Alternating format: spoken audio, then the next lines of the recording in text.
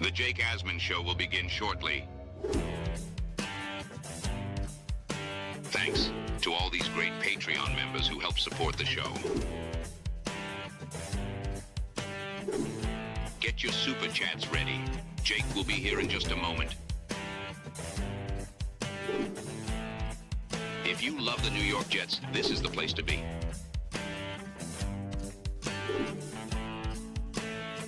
And now, the Jake Asman Show. ESPN Jets insider Rich Cimini has listed a few candidates the Jets could consider for their vacant defensive coordinator job. We'll talk about that and much more.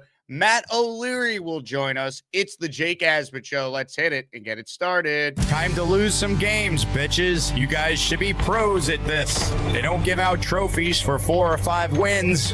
A new chapter for the Jets has started. Aaron Glenn and Darren Muji are tasked with shaping the future of this franchise. Will they be the ones to finally get it right? We will be here for every step of the journey on the Jake Asman Show, breaking down all the storylines, every game, and everything in between. Please subscribe and hit the like button below. Super chats, baby. Cut the line. The Jake Asman Show starts right now. Here we go. Here on a Thursday, we are presented by FanDuel Sportsbook. A reminder to hit the like button and make sure you are subscribed to the channel. We talk Jets each and every day for 4+ hours a day right here on the Jake Asman Show. Reminder, if you ever missed the live YouTube show, hey, check out the podcast. It's available in audio form wherever you get your podcast on either Apple or Spotify. Let's say hello to a married man, one of the greats in the Jet content space. It's our guy, Matt O'Leary. Matt, how we feeling? 3 games to go in this miserable New York Jets season.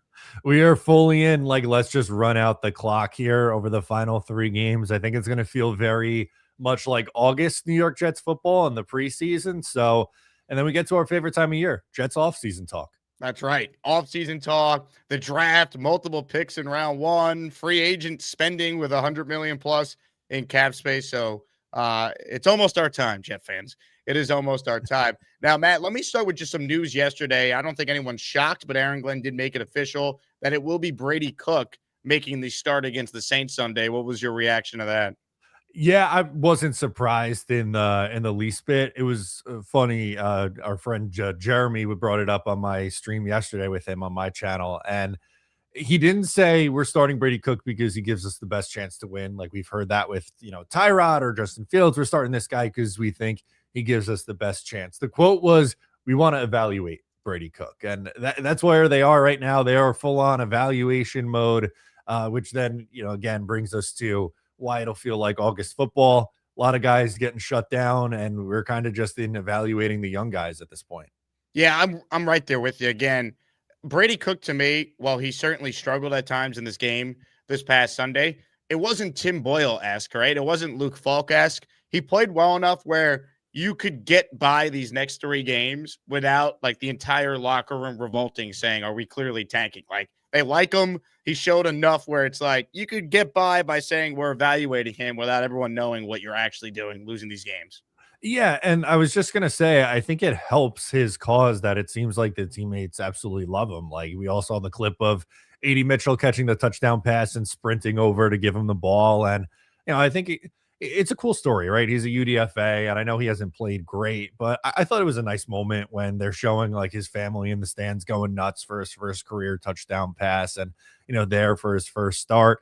My expectations aren't very high for him. I don't even really know if there's anything he could do over the next 3 weeks to prove that he should even be the QB2 on this team, but go out there, go down swinging. He's been chucking the ball at least, so at least we could live with that. Jets and the Saints Sunday. The New York Jets with 3 games to go, and the latest look at the line for the game Sunday via FanDuel. Jets 4.5-point underdogs going into this one. Matt, I'm curious. This will be the first game we see this Jets defense since Steve Wilkes was fired. Are you expecting a DC interim coordinator boost for the defense with Chris Harris now coordinating the defense the final 3? What are your expectations for the Jet defense in this one and then, of course, the other 2 games? Not really, unfortunately. Like, I just think he's in a tough spot. I mean, God bless him. There's only 3 more games left. The Saints a little bit of an easier landing spot than having to go like, hey, week 1, you're going up against New England, who's fighting for playoff positioning, or Buffalo, who in the last week of the year, I'm sure will be fighting for playoff positioning. But I don't think just the light switch is magically going to go on because they changed defensive coordinators. That's not saying that it wasn't still the right move to move on from Steve Wilkes, but I think Chris Harris is in a pretty tough spot here with the defensive depth chart that he's dealing with. Are you surprised that they fired Wilkes when they did? I'm not going to ask you, are you surprised he got fired? Because I think we all thought that was coming given how bad the defense has been. But the timing of it, did that surprise you? I just think it reached a breaking point with him, and it seemed like Aaron Glenn was changing his tune over the last couple of weeks, talking about Steve Wilkes, and then not that I like to see it, but Quincy Williams and Jermaine Johnson not talking after the game. I think it was just like they were kind of frustrated and done with him. And it seemed like, based on some of the comments that were leaked out there that, they're frustrated because he seemed like very stubborn and wanted to stick by his way or the highway kind of a thing. And, clearly it wasn't working. So, instead of, potentially risking losing the locker room and the defensive side of the ball, Aaron Glenn said, you know what, we'll just expedite this and do it 3 weeks early. So I don't have any issue with it. And I wasn't crazy surprised after giving up 48 points to Jacksonville. It just, to me, it just reached a point where if you didn't make a change, you almost wonder if like the players were going to just revolt, because it felt like there was so much quit on the field in that game against the Jaguars. And to follow that game up after what happened against Miami, and by the way, they benched Tua, so it just shows you how bad the Jet defense is, that, the Dolphins, 2 weeks after lighting up the Jets, benched their quote-unquote franchise quarterback. I think Glenn probably looked at it like he had no choice but to do something. Yeah, no, without a doubt, and it's just so funny to look at. It seemed like Tua struggled against everyone this year except the Jets, right? He had a good game the first time they played, had a good game the second time that they played as well. And they just can't stop anybody. And you're right. Like, I think it's a good call out to mention the effort level on one of the multiple Travis Etienne touchdowns. The screen pass that turns into a big play wasn't a great effort. The Trevor Lawrence scramble for a touchdown wasn't a great effort. And, I understand there is definitely a talent deficiency on what the Jets are dealing with on that side of the ball, but it doesn't excuse the lack of effort and just the scheme not being where it needs to be. All right, some Jets defensive coordinator news. Rich Cimini on his podcast listed the following options for the Jets to potentially consider. We'll go through each one, and we will see and get your thoughts on who actually would make sense and whether or not you'd be on board with this hire. If we assume Aaron Glenn, of course, will be the one making the hire. So the first name that Rich talked about is the guy who's going to get a legit chance to be the DC the last 3 games here. That's Chris Harris. He's the interim. Now, he did interview for the actual DC job before Glenn ultimately hired Steve Wilkes. What chance would you give Chris Harris to actually be the full-time DC? I think it's going to be very hard for him to win this job just because, again, over the final 3 games, they have 2 really tough opponents, and, the roster's just in a really bad spot right now. I don't think there's really all that much that he could do over the next few games to make us feel comfortable going into next year with him. I think, honestly, fans would probably be pretty disappointed if they just decided like, hey, we're just going to keep the interim DC. I don't know if that's a big enough move after all the struggles that the Jets defense has had for the majority of this season. So to me, with all due respect to Chris Harris, I don't see how he could get this gig, like, unless the Jet defense like remarkably turns around. It's tough to picture. And even then, it's like, don't you want to get someone who's more proven than Chris Harris? Like, that'd be such a risk for Glenn to make Chris Harris his choice. Like, the guy has been on the staff the whole year. If you had this much belief in him, why wasn't Wilkes fired a lot sooner so you could have got a much better evaluation of the guy? So I find it hard to believe he'd actually get the job full time. Yeah, and why wasn't he hired over Steve Wilkes if he was so good then, too, right? And I guess you could make the argument that they wanted some sort of veteran, and because they had, first-time play caller in Engstrand, and they had Chris Banjo as well, who's a young special teams coordinator in his first gig. So, I get the logic of going with someone proven, but it clearly just didn't work. And Chris Harris being a part of that staff, I don't think does him any favors in landing this job for the long term. Yep, I'm right there with you. The next name here is Deshae Townsend, who's the DB coach on the Lions. Glenn connection via Detroit. Don't know a ton about him, but obviously, if you're Aaron Glenn, a criticism of the Wilkes hire was, hey, you never worked with this guy before. He ran a completely different scheme. You bring in someone from Detroit, I think it's fair to assume, just like Jeff Ulbrich and Robert Saleh had a relationship, and Ulbrich was running Saleh's defense, they'd be running the Aaron Glenn defense next year. Yeah, and that one makes a lot of sense. Although he's never been a defensive coordinator before, so I understand that concern about hiring a first-time DC. But he was kind of like Glenn's protege in a way, and it was a little almost surprising that he didn't end up getting the Detroit Lions DC job this past off season. But for Townsend, I like the point that you just brought up with. It would be Aaron Glenn's defense. They would be in lockstep and on the same page. That's one that I could absolutely see happening. Comments, questions, super chats, they will cut the line. Let me shout out our giveaway across both shows today. It's a great one, and it's a throwback for any Jet fan who's around the age of Matt O'Leary and I. This was our first quarterback, baby. Chad Pennington, a Chad signed football. The first Jets jersey I ever owned was a number 10 Chad jersey. We had Chad on the show at the Combine this past year, and we'll give away a signed Chad ball at the end of our second show. So make sure you enter the raffle. We'll give you a chance for those watching live this morning. And, of course, everyone else on podcast, you can enter this afternoon when we're live again with Dylan Terraman. Tank for Ty is the first to enter the raffle today. He is in the Asmaniac raffle. For one, thank you, Tank for Ty. And as always, when you enter a daily raffle, you automatically are entered in a weekly raffle, where this week we're giving away a signed football by the late, great Nick Mangold, a signed football by each member of the New York Sack Exchange, and a signed jersey by another Jet quarterback, Vinny Testaverde. Staying with Samini's list here, the next name on the list I think is very intriguing for Jet fans. Al Harris, who is the DB coach of the Bears, former player. He's an up-and-comer. You look at the Bears and their ability to force turnovers. It is the total opposite of the Jets. So this would be a really intriguing hire. You'd be getting like the next guy up in line to be a DC if Aaron Glenn was able to hire Al Harris. Yeah, another one that I like a lot. And, you look at the Bears, they don't have a ton of names on that defense, but they're creating a bunch of turnovers, and that's something the Jets haven't done. They have 0 interceptions on the year still with 3 games to go.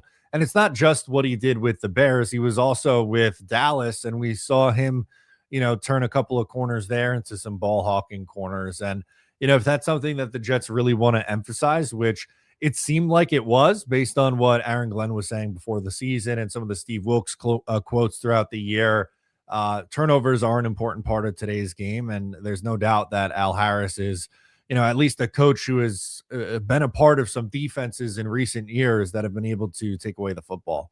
Jim Schwartz is the next name here, and I bring up Jim Schwartz because there's some news out of Cleveland today. ESPN Cleveland is reporting that it would, quote, take a miracle over the Browns' final 3 games for Kevin Stefanski to return. So he is very much in the crosshairs there. He could be fired. He's been a 2-time coach of the year, but if they fire him, that means there'd be a brand new coaching staff coming in. Jim Schwartz is the highly successful DC for the Browns. He's a guy that would be highly coveted by any team, including the Jets, you'd imagine. So he'd be my number 1 choice because he's proven he's been great as a DC everywhere he's been. And again, if Stefanski's fired, that opens the door for Jim Schwartz as a possibility. What would be your thoughts on Jim Schwartz as an option for the Jets? Yeah, I love it. I think everywhere he's gone, he's been very successful. Cleveland, he was the Eagles DC when they won the Super Bowl in 2017.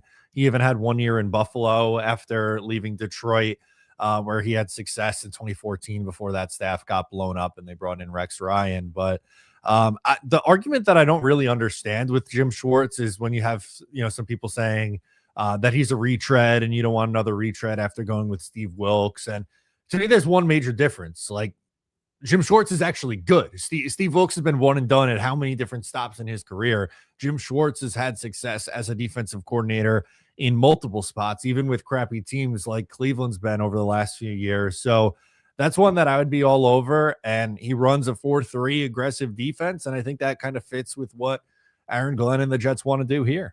Yep, I'm right there with you. Look, again, I think you'd have stiff competition to try and get him, but he would obviously be a tremendous name. The next name here is Raheem Morris, who right now is the head coach of the Atlanta Falcons. If he were to be fired, he'd be a top candidate to be a DC again if he wanted to do it. This is a guy who is from Jersey, went to Hofstra, has been on a Jet coaching staff in the past. That's how he knows Aaron Glenn.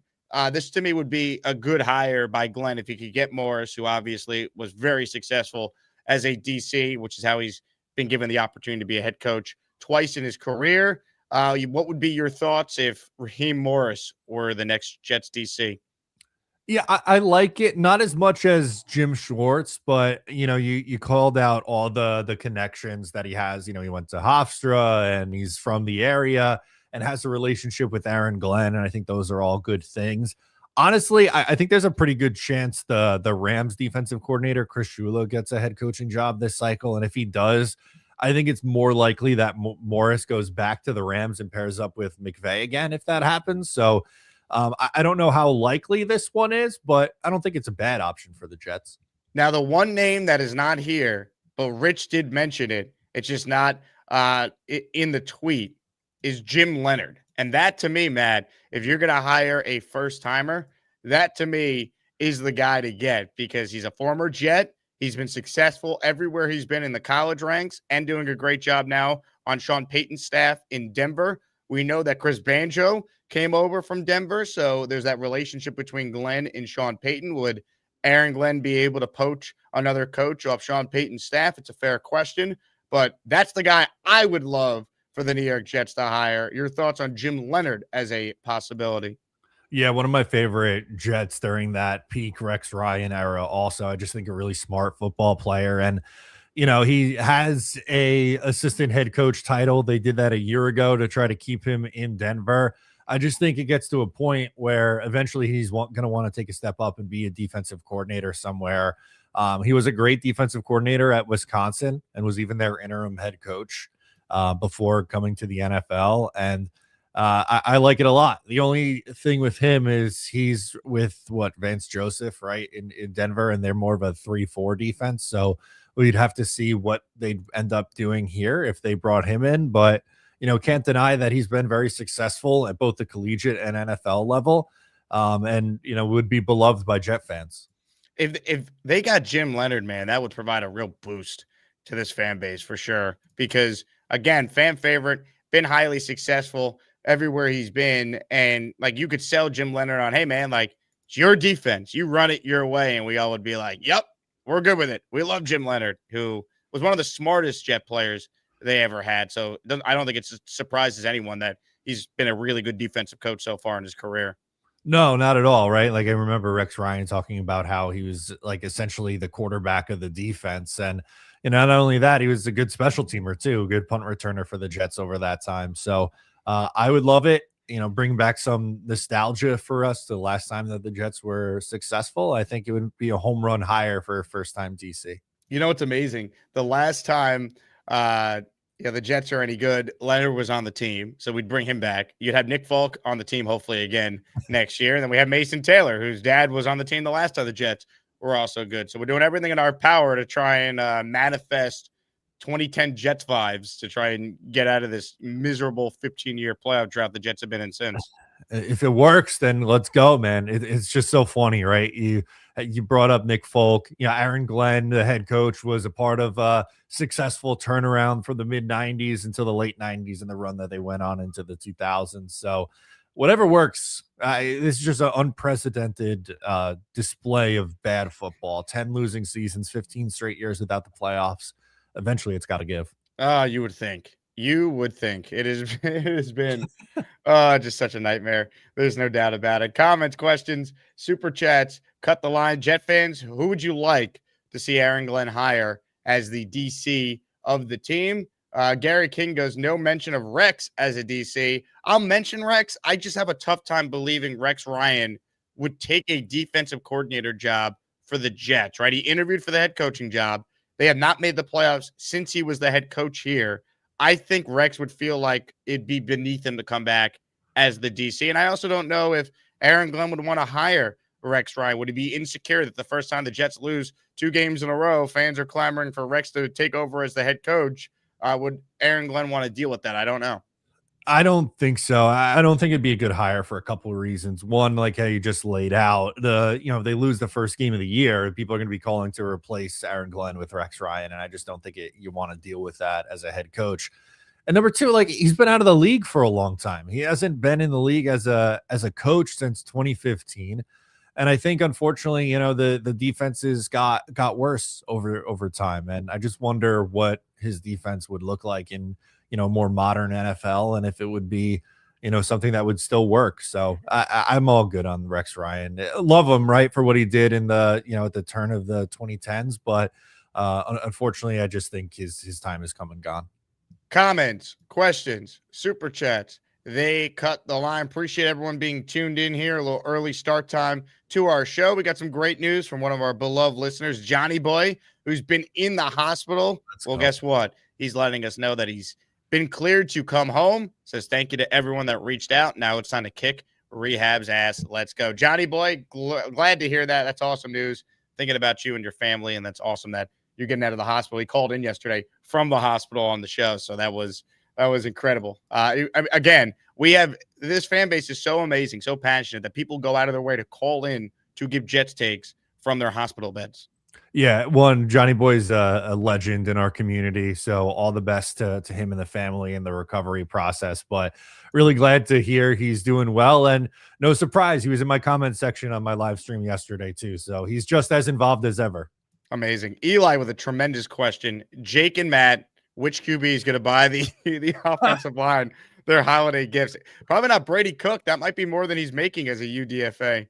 Yeah, maybe they all chip in, right? The three of them go in on gifts for these guys, but that's a great question that hadn't even crossed my mind. I have no idea. Honestly, the O-line has been really good in the past. Like, Sam Darnold's buying gifts to the offensive line. It's like they should be buying him gifts because they suck. But the Jets O-line is one of the few bright spots of this team. Yeah, it's a great point, and we saw it with the Josh Myers extension from earlier in the week, and I love that move. But yeah, I think they absolutely deserve a gift this year. Maybe the first time in about 10 years that they do. But yeah. Oh man. Let's see. Beastbreaker writes in that he's cooking breakfast. What is he cooking? A man's breakfast: steak, eggs, bacon, potatoes, and wheat toast. Matt, grade that breakfast. I can't think of a better way to start the day. I mean, that is a hearty meal to get going, and it should hold you over until lunchtime, I would think. Well done, Beast. Happy for you. Hit the like button if you guys are just tuning in. Matt O'Leary is with us here. We're talking all things New York Jets.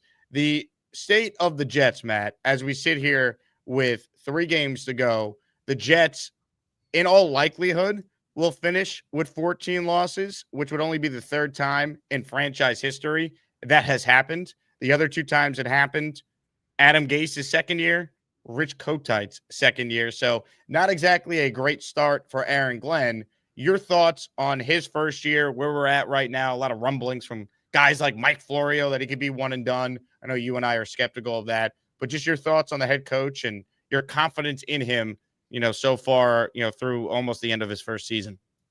Yeah, I think he's, I think he still has a lot to prove, and I don't think he's getting fired, even though like a 3-14 season, that's obviously not very good. But I think, after they traded Quinnen Williams and Sauce Gardner, it became, they are really tearing this thing down to the bottom. So I think they need to have a strong offseason because they need to win games next year. And, maybe it's not a playoff berth. It'd be nice if they finally ended that streak, but I think they need to take a significant step forward from 3 wins if, we're going to feel good about the coaching staff going into 2027 in a draft where they have 3 first-round picks and hopefully their answer at the quarterback by then. Yeah, I don't think he's getting fired either. I do wonder, though, if they get blown out over the final 3 weeks here, would that change Woody Johnson's mind at all? Or is his mindset, no matter what, this is the guy I'm going into year 2 with? Yeah, so far I feel like Woody's done a pretty good job of staying out of it, besides saying that Justin Fields sucks at the owners' meetings. But He's a very reactionary guy, right? That wouldn't be the first time we saw Woody Johnson, go back on something he previously said and make a reactionary move. But I would be surprised even if it didn't look great over the final 3 games. That's kind of my expectation anyway, if I'm being honest with you. I don't think it's going to look pretty, but again, I have a tough time picturing Woody Johnson admitting this level of mistake and saying, "Yep, the guy I handpicked, I'm just going to get rid of after a year." It's still tough for me to picture it after, again, they made those trades at the deadline. I think they sold Woody on a plan of getting the quarterback figured out this offseason and having the cap space to build the roster and get our guys in here that we like, and we're going to be just fine putting the team together. Have faith in us. And I think the fact that they were able to make those deals, I don't think Woody's now going to say, "Well, it's been so bad, I got to pull the plug," and basically pay off a coach for another 4 years to not coach.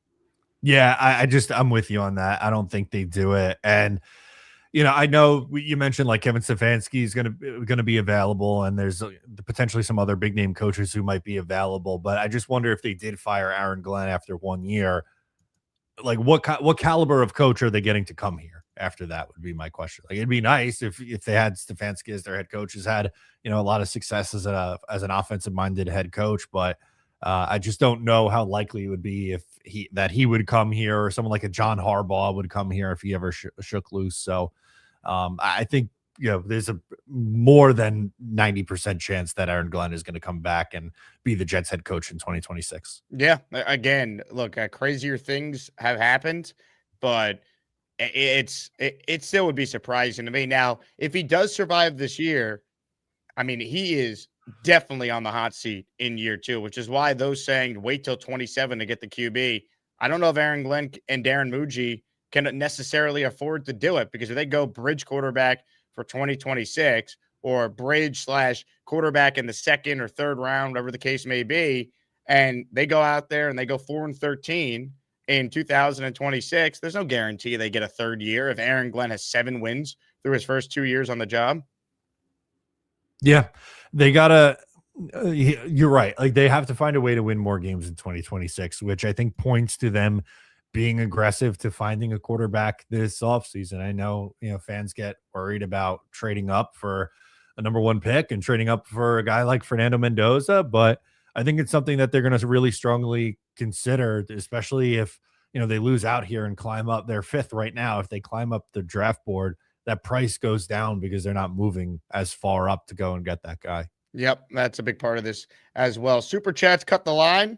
Also support the show, and NY Jets fandom is doing both here. How many wins in 2026 would Aaron Glenn need to keep his job? 6 ? He might need to win more than 6 if we're being honest. I guess it depends on the quarterback situation. Like, is it 6, but the rookie's playing well down the stretch and there's some optimism, like what happened with Darnold at the end of 2018, for example, even though Bowles was fired and they tried to get an offensive coach, which thank you, Adam Gase and Christopher Johnson, for ruining the next couple seasons after that. But the point I guess I would make is it's not just the win total, it's also how it looks. But they are going to have to win some games here. And I think at least 7 would be the bare minimum in my mind for Aaron Glenn to get a 3rd year. Yeah, I think that's probably fair. And it's hard to draw like a line in the sand on that right now when we don't know what the roster is going to look like. And, context of it matters too. So 6 or 7 feels like a pretty fair number, but obviously I think we'll have to see what the team and the quarterback looks like next year. Yep, there's definitely an unknown here. There's no doubt about that. John Reed says at least 8, maybe. I mean, again, this franchise has not won more than 7 games in a season in over a decade now. It's pathetic. Yeah, no, I mean, it really is. And we saw, after back-to-back years of not getting to 8 wins, Robert Saleh got a 3rd and 4th year. So I guess you never, truly really know. But I would think he needs to take a significant step forward at the very least. Curly says it's not that they're losing, it's how they're losing. I do agree with this, right? If they were losing competitively, I don't think the noise would be as loud as it is right now. But the way they're losing, the fact that it got so bad that Glenn, with 3 games to go, fired his defensive coordinator, that to me is a big part of all this, right? It's like not that they're losing. We understood this team, especially post the trades, was at a talent void in a lot of areas, and the quarterback play is self-explanatory. But they've been non-competitive the last 2 weeks. When one of the things the Glenn people wanted to praise for the improvement is, oh, they're playing hard for him. Well, we can't say that the last 2 games when they've been embarrassed. Yeah, no, it has gotten embarrassing. And, like I've been saying, unfortunately, like I don't think that changes over the next couple of weeks. They think you have, the 3 bad matchups, even including the Saints, who I know only have one more win than the Jets, but they're 3-2 in their last 5 games. And they've beaten some pretty good football teams. They beat Carolina twice and they beat Tampa Bay. Both of those teams are fighting for the top of the NFC South.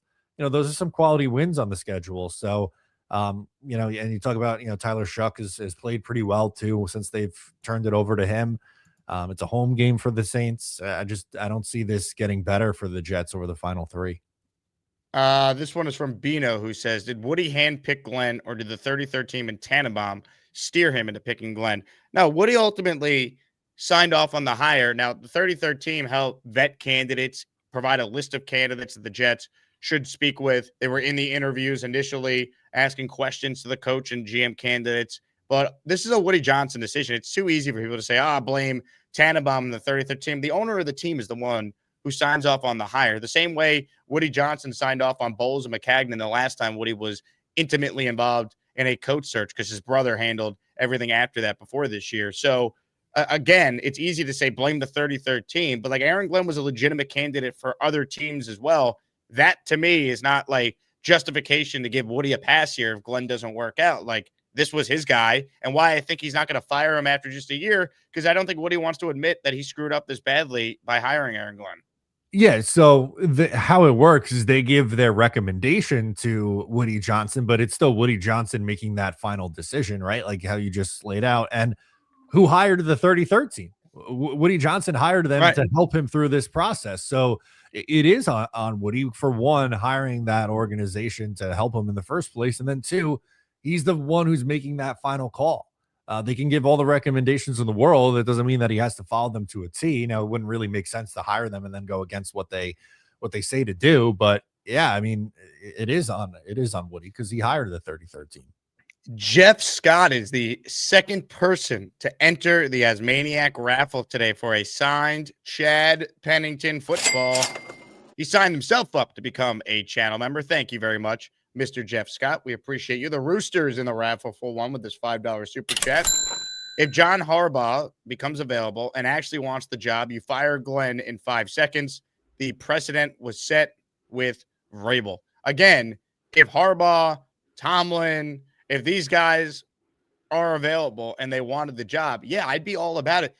I'm not sitting here trying to defend Glenn and say that he's done a good job, so he shouldn't be fired. You could make a case very easily that if you're going to draft a rookie quarterback, how bad this year has been, the fact that the defense sucks and he's a defensive coach, like what exactly does he do? I rather wipe the slate clean and get an offensive guy for my QB coming in. I can make the argument that it makes sense to do it. I'm just simply saying I don't think Woody is going to fire him, but sure, I'd take Harbaugh or Tomlin or most coaches around the league or potential candidates over Glenn. I think it's been that bad, but I don't see it happening. No, I don't see it happening either. And the very key point in this comment is if John Harbaugh wants the job, and there's no way to know that until you talk to him, right? So I think it would be an upgrade. I think Harbaugh or Tomlin or Stefanski, I think those 3 guys would be an upgrade over to what Aaron Glenn has shown to be, but I just don't know how likely it is that they are going to want this job with the Jets. Right. It takes 2 to tangle here. And again, there's other candidates I think would be intriguing potentially for the Jets too. You could go down the coordinator route on the offensive side of the ball for a first timer. You could look at a guy like Cliff Kingsbury if you want to give him another opportunity. Mike McCarthy is out there. People will bring up John Gruden. So to me, they'd be able to get a candidate, especially with the resources they do have. But I think people expecting it, you're going to be setting yourself up for disappointment. Black Betty writes in, do you trust this coaching staff to develop a rookie QB? I think it's TBD. I think they have a good offensive roster in place for the most part, right? Like we feel good about the offensive line. We feel good about Garrett Wilson. They need another wide receiver. to feel good about that wide receiver room. And I think, in comparison to what, Zach Wilson and Sam Darnold had, a rookie quarterback would be coming into a better situation. With Engstrand, it's an unknown because he's never done it before. But I think there's some things that he's done that you like. And, for me, I'd like to see him with an improved quarterback, because I think some things with his scheme, project to do things that make life easy for a quarterback, similar to what they did in Detroit with Jared Goff. Ladies and gentlemen, do I believe what I see here? Matt L. with a monster donation, 10 gifted memberships. Hit the Matt O'Leary Jets chant.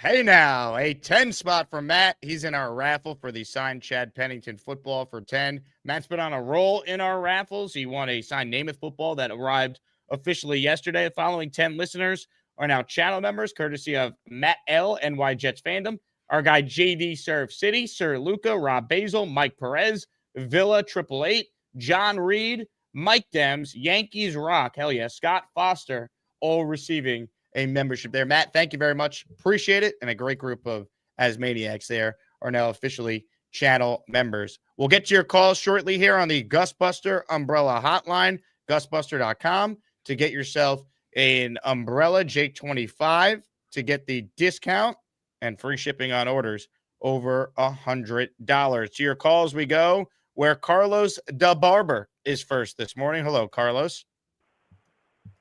Hey, fellas. Oh, baby, he's back in the shop.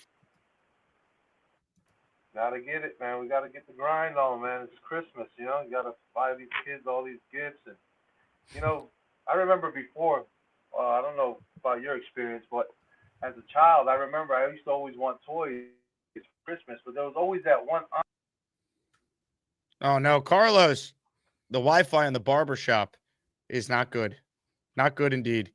Give us a call back. We'll do our best to get you on. Let's say hello to Steady Edward Ziff. Hello, Edward. Hey, first off, Matt, congratulations on your wedding. Thank you. That was great. Much appreciated. Congratulations.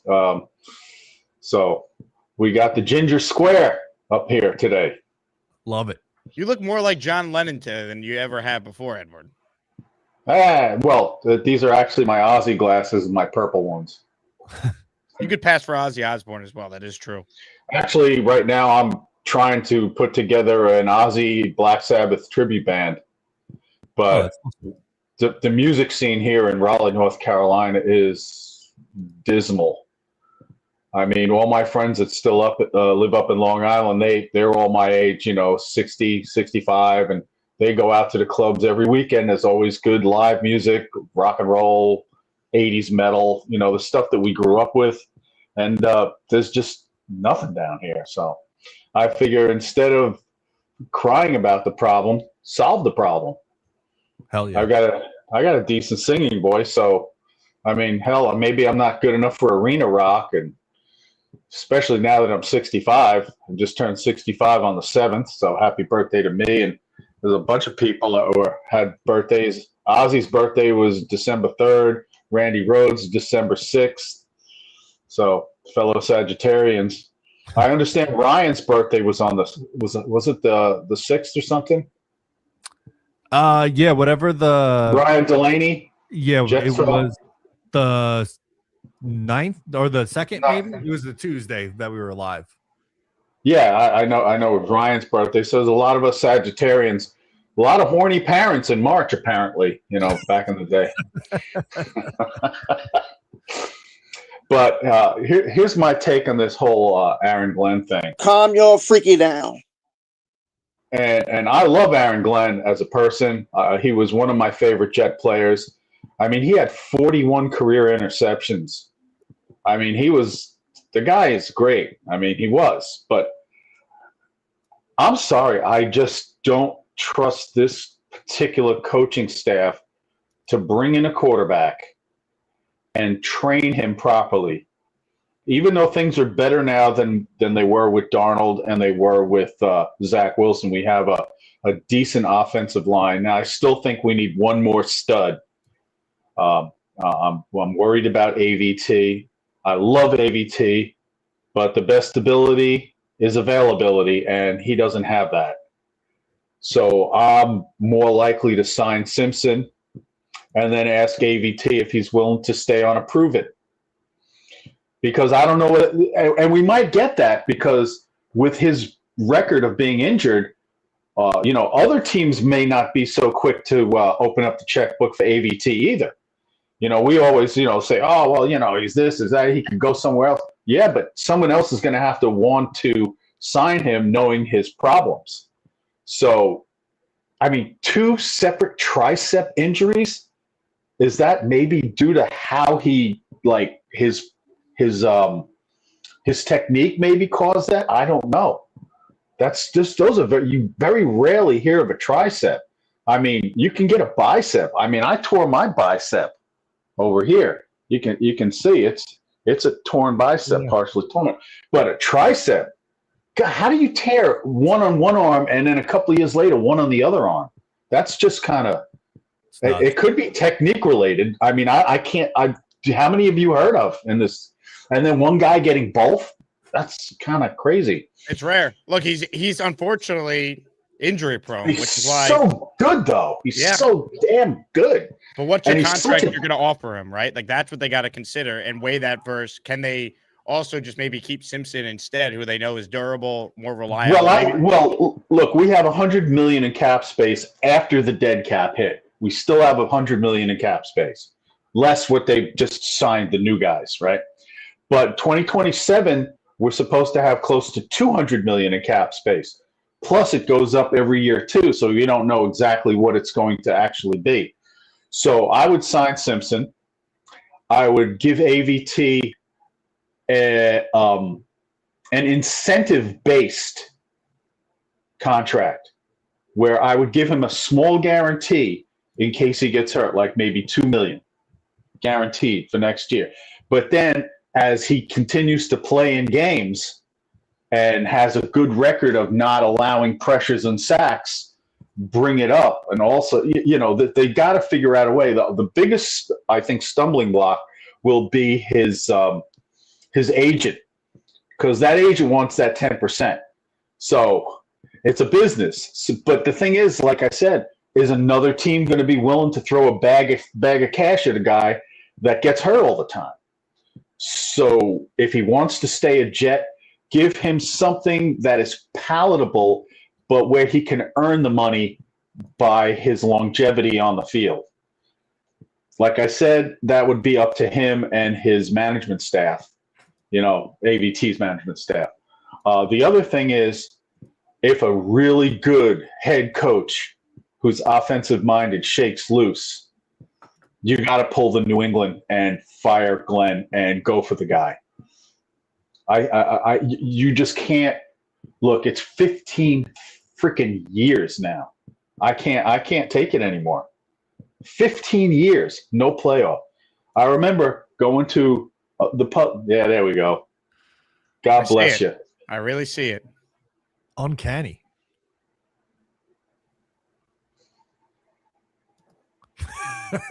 There it is. Just hide the beard. Anyway, no, I specifically bought these glasses in honor of Ozzy, but I bought them a couple of months before he passed. But no, he's think of how many songs, how many albums he's put out, how great a guy he was, personally and professionally. He has helped so many people in his life. I know this is a football show, but I gotta put it out for Ozzy. He was great. I mean, he was great. And even up until that last performance before he passed, he was he was sick and he still didn't have all the power, but he sang really well.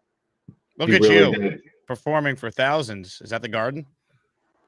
Oh, I'm never going to be Arena Rock. I just want to go and perform in some of the local watering holes down here and play some of the music that people are, 50 to 60 years old love, and just try to help the bar and the bartenders get one more beer, one more shot sold.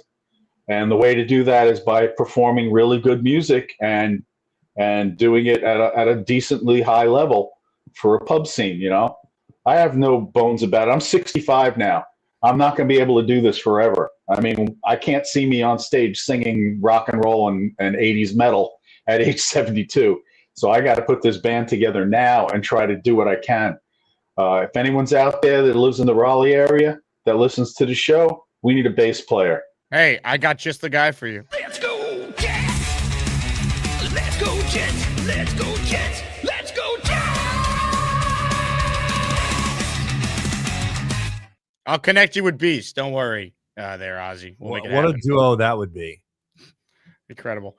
As far as the AVT John Simpson conversation, that'll be a big talking point in the offseason. What would you do if you're Darren Muji and Aaron Glenn with those guys?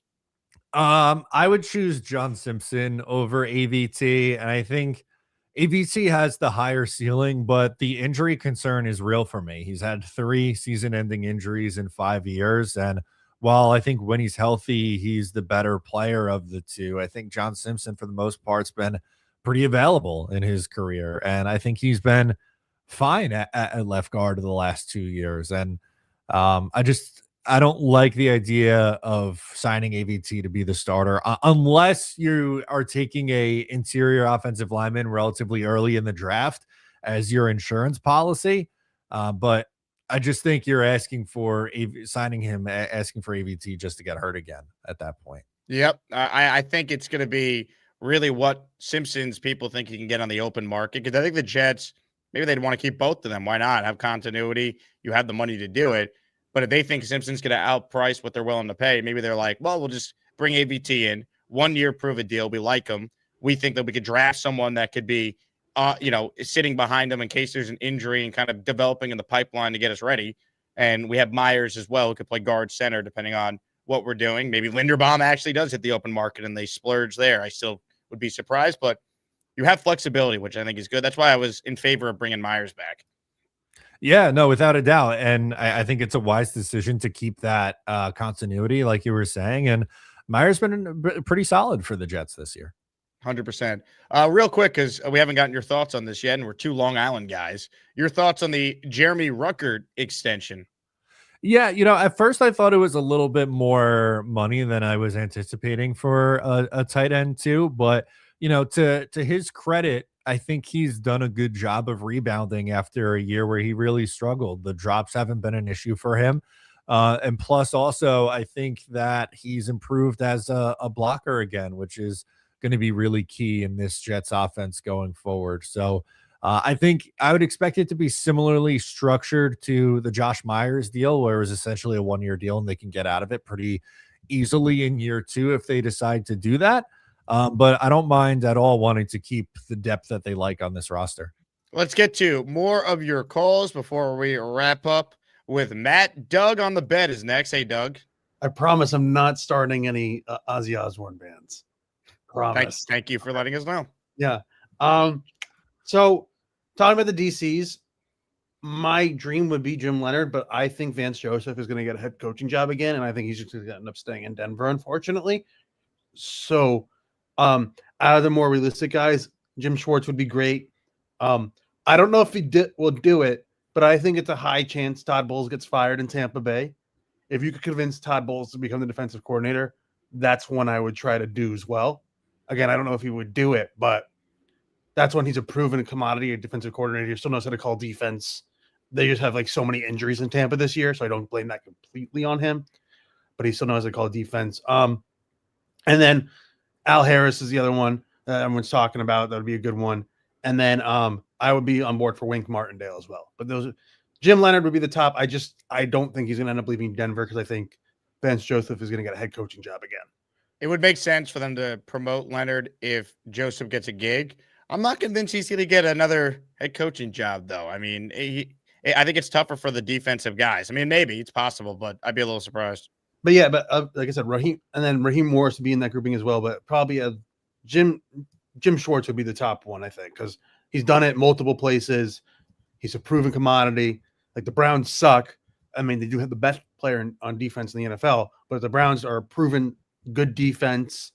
He would clear that up, run similar schemes. And then I know Joe B loves him, but I would also be interested in bringing Wink Martindale because the Michigan situation's a mess right now. You don't know what's going to happen there. So I think you can bring him back to the NFL. Personality-wise, you wonder how that would work with Wink and Glenn if there's a fit, but he's a phenomenal defensive coach. I'd take him in a second. Yeah.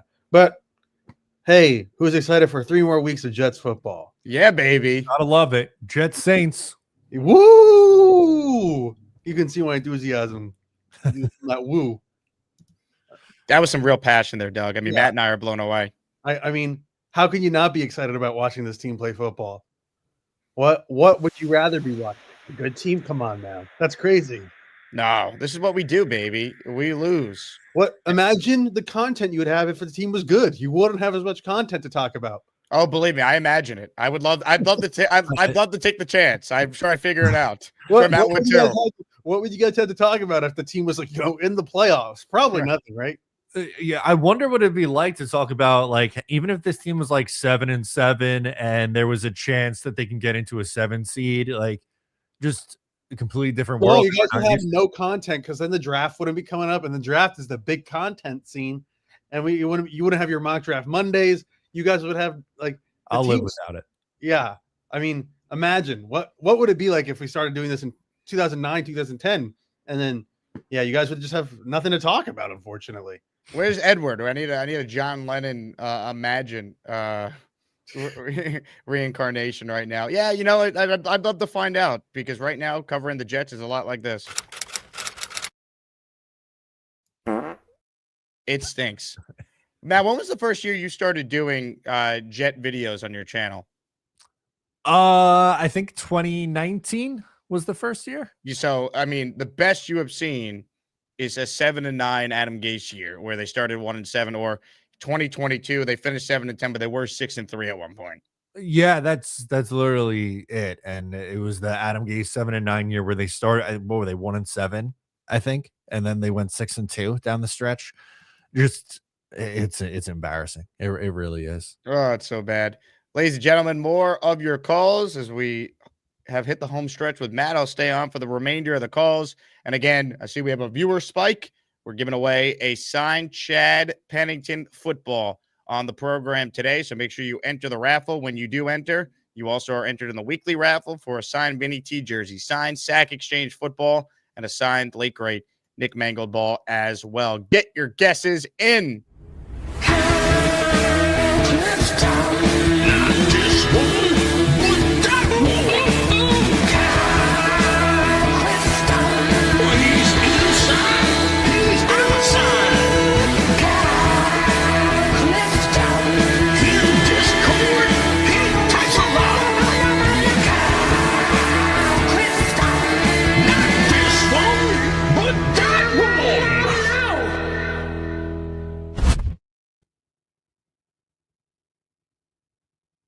Kyle, you are on mute.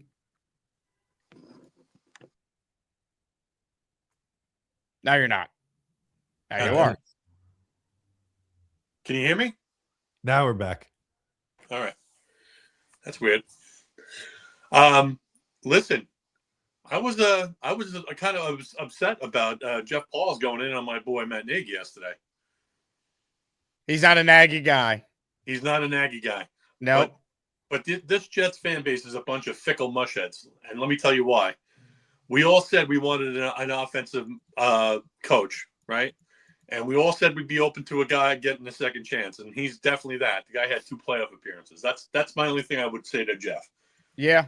But doesn't it scare you though that Mahomes and the Chiefs offense has gotten worse since he's been there? But I mean, he's not calling the plays there, right? No, I guess that's fair. That's fair. But I mean, I understand that Ben Johnson has elevated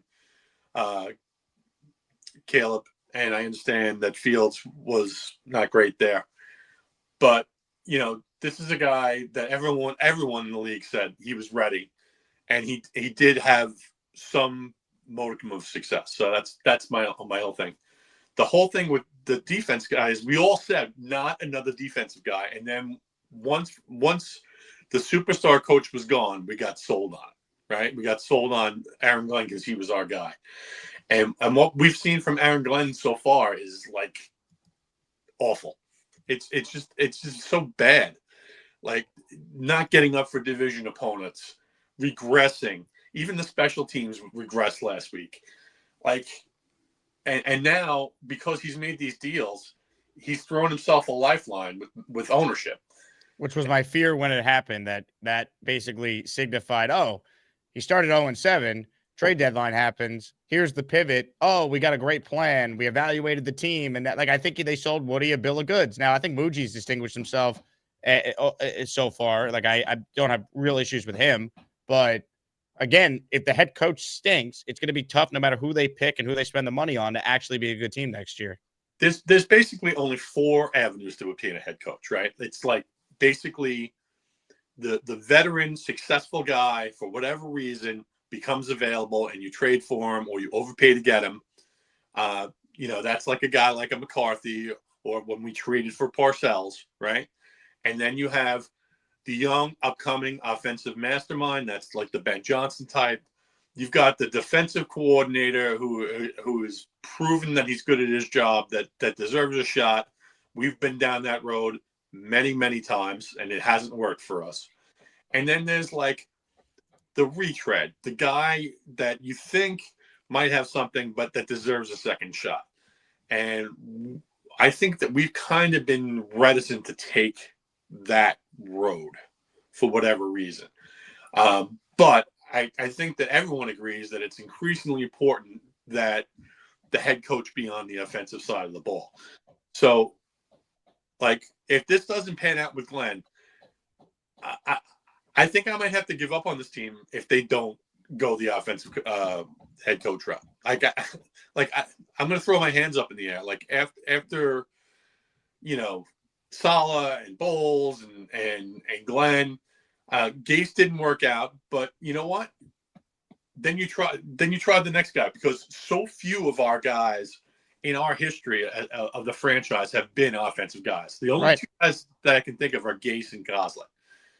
Maybe Bill Walton, right? And Kotite. The last 2 were Gase and Kotite. The last 2 offensive hires. Jesus. Well, then we got to do something better to get it Very right. different, right? I don't think he's getting fired, Kyle. I think he's getting another year. Fired either. I think Flory is off his nut. But like, it was probably a mistake to bring him back. I mean, let's be frank about it. He's got to at least get next year. I think he's getting, and I know Jake disagrees with me. I think he's getting year 3. Depends how many they win in year 2. Yeah, I don't know.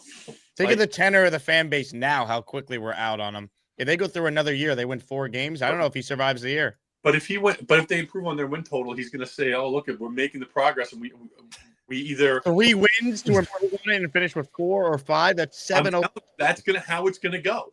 Right? Yeah, and if it's a rookie quarterback, or he's going to say we don't have our quarterback yet, and he's going to sell that to ownership. He goes, "You got to give this time. It's a full teardown." That's what he's going to say to them. Yeah, which is the total opposite of what he said when he got the job and inherited a team that did have talent on it. It's frustrating that he's getting this opportunity. I don't, the whole. I think we can move on to the draft. I'm so upset with the head coach right now. The way he's handled the media, the way he handled a lot of the in-game stuff, the way we're not getting up for these opponents, these division games, we're getting blown out. This is a team that's defense has always been their identity, and we can't stop a freaking nosebleed. It's terrible. All right, my venting is over. I gotta go. Ladies and gentlemen, a passionate Kyle Clifton. I get it, Matt. The fan base is rightfully skeptical about the head coach. He has not done a good job in year 1. I mean, I like him personally. He's a great Jet. We love the fact that he wanted the job.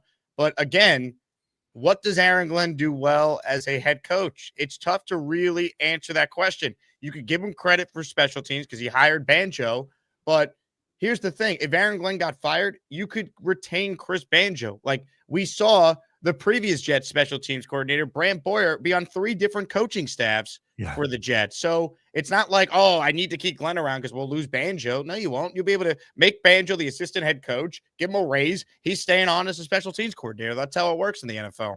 Yeah, no, exactly. And like, why would he want to leave? He already built a good unit here. Like, just continue to ride that out, and maybe you get a head coaching opportunity out of it. It's rare, right? But there's been examples of special teams coaches who have gotten gigs. 100%. Which Harbaugh? John Harbaugh was the special teams coordinator for the Ravens. Hired him. Yeah, it wasn't. I know it was only a 1-year thing, but wasn't one of the Houston coaches that they hired for 1 year a special teams guy? Culley might have had a background on special teams. He was also the quarterback coach of the Ravens too. Maybe I'm misremembering, but it happens is the point. It does happen. You're right about that. All right, one last call here for you, Matt. This guy called in yesterday. I went to him. He wanted to wish Jeff Parles a happy holidays. Then I went to him, and we cut to him live on the phone trying to close a big sale of one of his planes for his plane business that he runs. Ladies and gentlemen, a man who called into Dave and Rick this morning on ESPN New York and claimed he's the best caller on the Jake Asman Show. It's Neil. Get ready for Neil. He will make 13 points about the New York Jets and maybe hump a Patriots jersey. Get ready for Neil. He's probably smoking a big fat cigar and burning his house to the ground. That's Neil.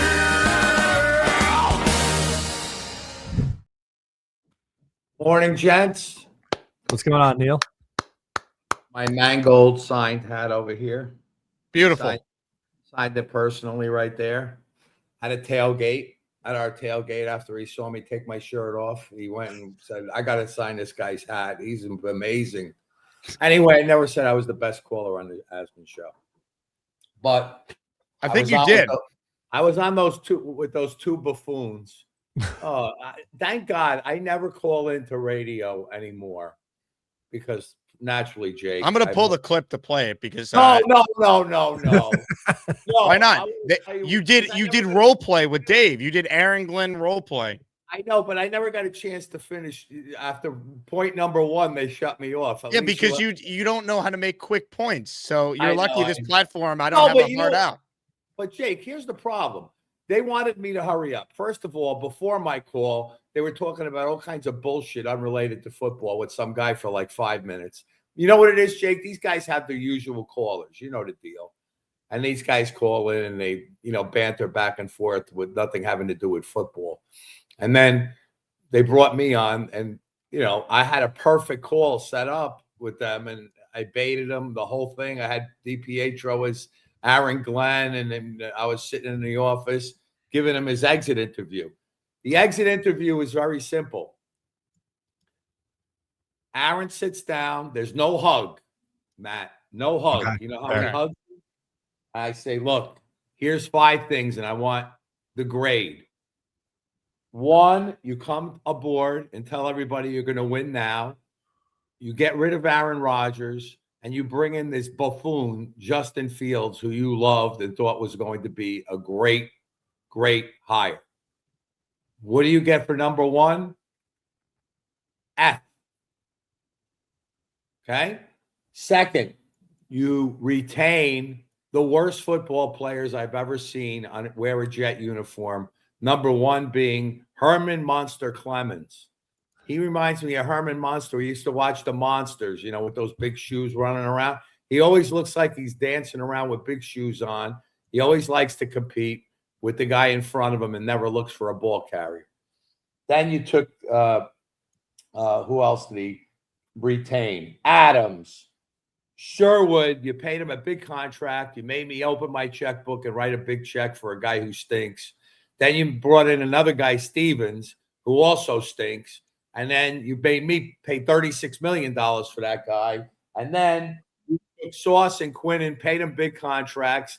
They underperformed. And thank God Muji bailed you out and got draft picks for him. So I give you a big fat F there. You disagree, Aaron, with either of those two so far? Matt?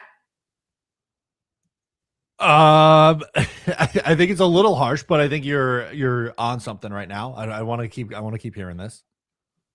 Okay. C, you go and pick as the CEO this guy Wilkes, who, in my opinion, is the worst defensive coordinator ever to strap it on for the New York Jets. In fact, he's so bad that our defense, which was top 10 just 2 short years ago with many of the same players, is now the 30th ranked defense. So I give you another F for your hires. Now, you did hire These goddamn exploding cigars. I gotta go, Jake. I'll call back later. Shit.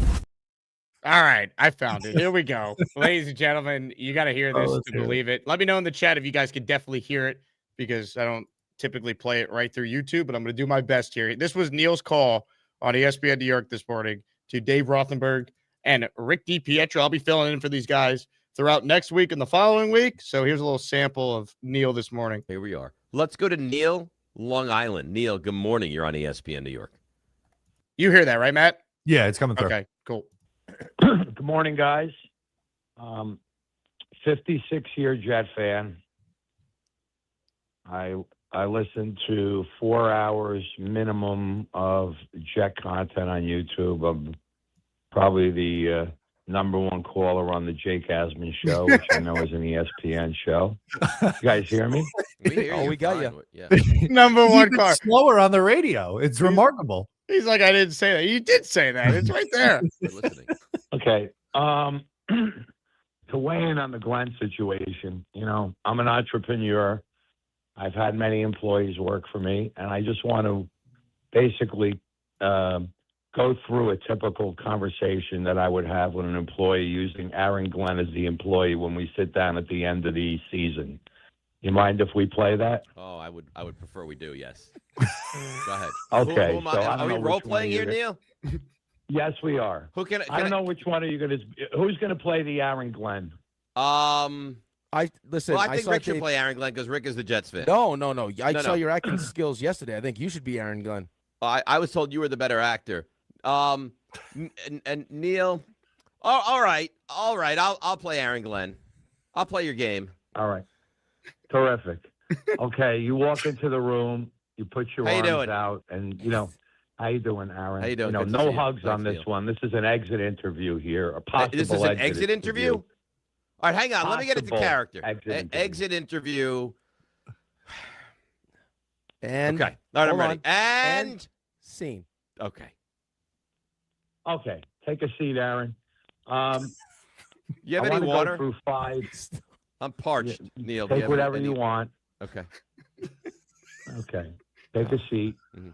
I have 5 things here that I'm assessing your season on and whether or not we're going to move forward with you or not. And the first thing I want to discuss is the start of your tenure. You mentioned to our fans that we were going to win now. Neil, I and got we an were gonna be appointment. proud How of long the is this team. is this exit interview going to be? It's going to be Neil, this is 5 only minutes. question. Neil, this is only question. This is question one. Okay, all right, let's go. We'll pick it up. You chose a veteran quarterback with Fields. You really liked him. Darren Mucci didn't like him as much as you did. You made me open my checkbook for a huge contract, and you gave him no veteran competition. What grade do you give yourself for number 1? I would say a C. I mean, it wasn't a great move. We were in a position where we didn't have a lot of options, right? I mean, to just snag a Well, you quarterback did- in the and by the 11th way, you hour. did, Hang on Aaron. now, Let me Neil. I'm in the interrupt middle you. of saying something, all right? I think it wasn't a great position we were put in. Also, here's the thing. He's a loser, okay? I didn't realize how bad Justin Fields, in fact, was. He's mentally weak, and he's not capable of succeeding in this market. And it was partly my mistake, but more the fact that now I know exactly what kind of a quarterback he is. So I'd give myself a C. Number 2, you're keeping players. We're going to go through that- 5 things? That's right. Well, I will speed it up. Keeping players that clearly have not performed. Clemens, Adams. gave a RJ, contract, by the hang way. on. Cut. RJ. Yes. What do I do? Parachute. Anything else? Jump out. Anything else? I think we wrap it up. Neil, for I today. don't know your company anymore. I'm out. I'm out. The production costs for this, but we're way over budget. I mean, that was supposed to be a quick exit interview. That thing was going on forever. I mean, and you wonder why movies today are 3 hours. If we just let that continue, RJ, at what point do you think we finish the exit interview? 7:30. Yeah, we lose 2 breaks at least. A minimum. Well, Legal ID, the whole thing. Well, I mean, right out the window. The good news is I was contemplating how long could we walk away from and then come back and you'd still be going. Yeah. Hey, you shut your mouth. I'm answering the question now. Well, I mean, if you want to give me the floor, then give me the floor. Yeah. You have to ask for water? I mean, come on. I'm just parched. sat down. What a pain in the ass you were. Like, I just let him ask the questions. How am I a pain in the ass? He Because calls me he's in for an exit interview. He demands I sit in his office, and he doesn't even offer me a water, a diet soda, something. It was an exit interview. It's not meant to be a protein fun. bar. You know, you're. So there you go. There's Neil, who had no respect for the flow of a radio show. Wanted to just take all day, make all 13 points. He's not built for the radio. He's built to be a caller on the Jake Asman show instead. It was even better than I thought it would be. 10 out of 10. Unbelievable. That's morning drive in New York City right there. Great job, Neil. Love the shout out. I'm the #1 caller on the Jake Asman show. I got a text from Dave this morning. I woke up to it. He goes, Neil just called quite a treat. I'm like, oh my God. What could this possibly be? That's how my day started. 6:58 a.m. Oh, love Unreal. Matt, great job as always. Appreciate you doing this a little earlier than normal for today. And you're the man. I'll talk to you soon. All right. Absolutely. Have a good rest of the show. Ladies and gentlemen, Matt O'Leary with us there. Dave Briga, those two guys did not know how to handle Neil. No one knows how to handle Neil. I don't know how to handle Neil. Gator. Neil was built for the 3-hour Jake Asman shows, not ESPN Morning Drive. Neil, you're the best. Incredible.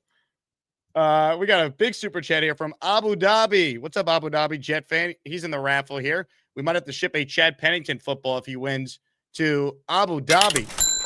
There's got to be factions on One Jets Drive that are talking about moving on from Glenn. That said, like all Jet coaches, he probably gets the opportunity to ruin another young QB. Again, if you want to make the case he should be fired, you could do it very easily. I just don't believe Woody Johnson has the balls to do it. Honestly, I don't think he has Robert Kraft's balls. If you want to be blunt, right? And I get it. Oh, Vrabel was out there. So if the coach is objectively bad, don't keep him around. Oh, who's going to take this job, Jake? I'll find someone. All right, I will. The Texans went through 3 coaches in 3 years before they landed on DeMeco Ryans. The Niners went through 3 coaches in 3 years before they landed on Shanahan. I think this job would get qualified candidates interested.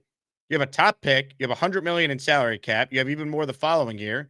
You have 4/5 of your offensive line under contract, and it's a strength of the team. You have a #1 receiver. You have a starting tight end. You have nice complementary, let's say, 2/3, 4-ish receivers in Mitchell and Mechie, but you have ample resources to add another playmaker. Sure, the defense sucks, but you could hire a defensive coordinator and you could fix it. Plus, you have the money to fix it. Like, I don't know, man. I can make the job pretty attractive. And again, if you hire an offensive coach, which would be the pivot, they're going to get to work with a quarterback. But I don't know. I don't think Woody's going to do it. Amanda wrote in, Neil on DNR this morning almost made me piss myself. Too funny. I'm Neil's biggest fan. Love him or hate him. People tune in for Neil. Neil, job well done this morning. Way to give us some laughs.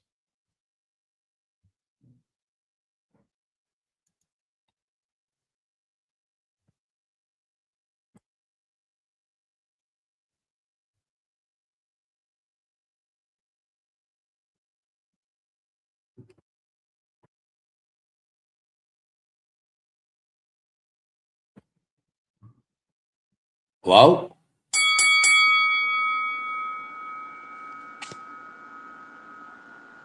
Hey, Neil.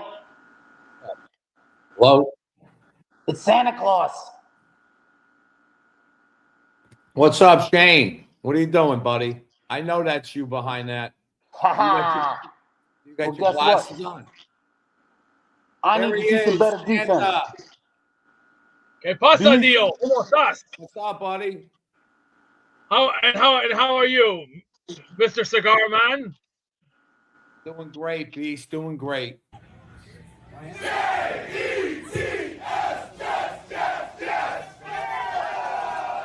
Now, some of you are probably wondering, why did Jake just do that? Well, I saw Neil there. I tried to go to him. He wasn't paying attention. So then I thought, well, Shane in Texas is wearing some ridiculous getup. Let's throw him on. And then I saw Beast appeared to be pantless. So I said, let's throw him on. And that's the show in a nutshell, folks. That's what happens when the Jets are 3-11. Let's get back to your calls. Neil, great job by you again, if you didn't hear me say it. Shane from Texas is next. Hey, Shane. What's going on? Listen, I'm gonna be at the game on this Sunday. I need to see some better defense. Do you think we'll see that? If It's not, hard to be worse. Are you going to wear that at the game Sunday, Shane? 100%. And if they're not tackling, I'm jumping on the field, and the Grinch will have some Christmas sacks. I would take you over what we have received from Jermaine of late, McDonald, Clemens, the entire defensive line. I have to cover my face because it's an embarrassment, but I'll still be there supporting the team because I am a true Jet fan. Shane, enjoy the game, all right? Hopefully you enjoy the food scene in New Orleans or the party scene because the game might suck. And I'm looking for JJ. Where you at, JJ? I'm calling you out. I love it. I think JJ's in my Discord. Are you on the Discord too, Shane? I'll get on it. I love it. Join the Patreon. Curly Norman's going to the game too, so we have several Asmaniacs who are going to be there. I'm going to hook up with them. I'm hooking up right now. I'm going to do it for you. Love it. Give him a hug. I hug him every day. I hug him every day. Well, the old Woody Johnson. Bino in the raffle for 45 points, 481 total yards to a rookie QB, and the reward, head coach and CEO of the Jets, only us. Oh, you're talking about Glenn's last game against Jaden Daniels in the playoffs. Again, that wouldn't be a reason why I wouldn't hire Glenn, but it wasn't a good look when that happened, right? His defense getting torched. Now, let's add context. They were incredibly injured, right? I mean, the Lions led the NFL in injuries last year, and they were literally plugging in guys off the street. Like Jamal Adams had to play for them last year. But, yeah, I mean, look. He hasn't done a good job. I'm not going to sit here and try and defend him. I'm not doing the positive spin. I'm very concerned. Johnny Jets in the house. We know Woody wouldn't do it, but if he did fire Glenn and went with an offensive head coach, I was wondering what your opinion is on Stefanski. I would be comfortable giving Stefanski an opportunity. He won Coach of the Year twice in Cleveland. I think he's been set up to fail by the general manager there, right? The Deshaun Watson trade really crippled them. No one could have foreseen him basically just forgetting how to play football. Stefanski, I would trust with a young QB. So I would be in favor of him. Cliff Kingsbury getting another opportunity. But my number one in this hypothetical scenario where they have a coach search, which again, I'm not going to sit here and truly, buy into just because Mike Florio, speculated on it on his talk show. I would say it's still for me, McCarthy. Johnny Jets in the raffle for 2. More calls right now, ladies and gentlemen.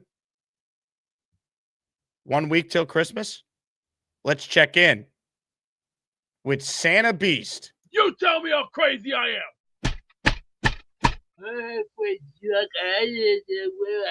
I just took 4 chair headshots. 8 new stars. Mendoza, we're going to welcome him with open arms. $45 million. Let's see how he does first. I want to see how he can throw. I want to see if he can run. I want to see how much sprinting he can do. And I want to see if he can glide in the air like most stars would glide. I'll give you a hint. Mike Awesome in ECW, he could glide. I got proof on him on DVD that will blow a person's mind. The Undertaker, at 328 pounds, he was a freaking glider. Most of the other stars that can never glide. Example, I've watched these guys glide. I can glide in the air. I've done what I've needed to do. But next year, let's look to the future. 8 new stars. We're going to dump all the solid talent, but there's only one talent that I do want. I want Will McDonald for one reason. What he did in Tampa this past year, that block kick, he showed me something that he could do. He did something I was surprised. He went in there, took the ball, ran for a touchdown. I'm proud of him. He did something that nobody else had done nuts enough to do. But to the other 8 guys, bye-bye. You had a good run. At least you lasted. But unfortunately, you can't make it here. You're done. You're finished. Benito, grande, docha. It's time to say new fresh faces, new fresh talent, new meat, new attitude, and we're going to clean up the mess that for 15 years we've had piles and piles and piles of junk. You know what that means? It's time to call the tow truck and dump the junk. I can always call 1-800, get rid of the junk. It's time to say goodbye to the junk, hello to the fresh stuff.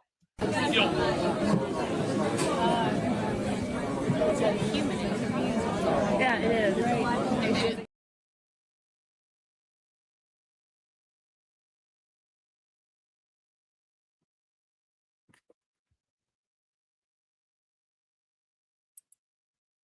Jake, what are you doing there, buddy?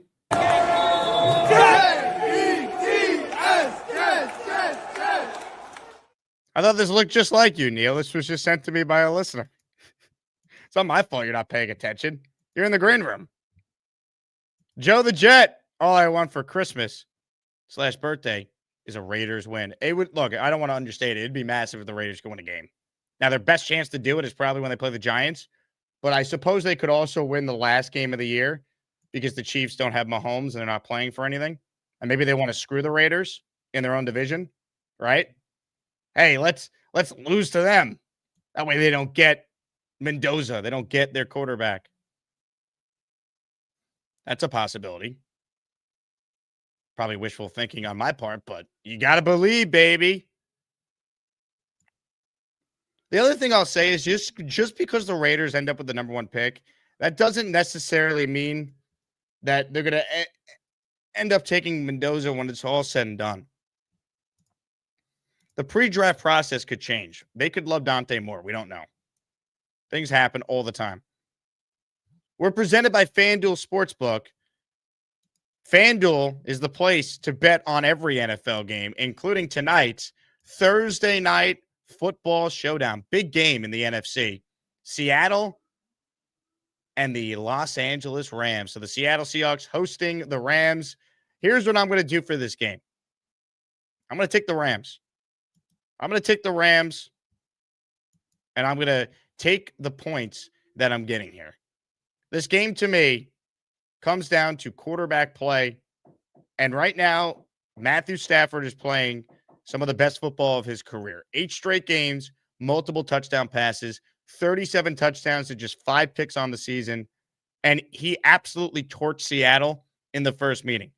Stafford against the blitz has been among the best in the league this year. 23 touchdown passes, 0 picks. Seattle blitzed them almost half the time in week 11. If they blitz again, I think he'll play great. If they don't, I think the Rams can lean on Kyron Williams and control the pace of the game. And on the other side, as much as I love Sam Darnold and will always root for Sam, he's been trending the wrong way. 5 touchdowns and 5 picks since that loss to the Rams.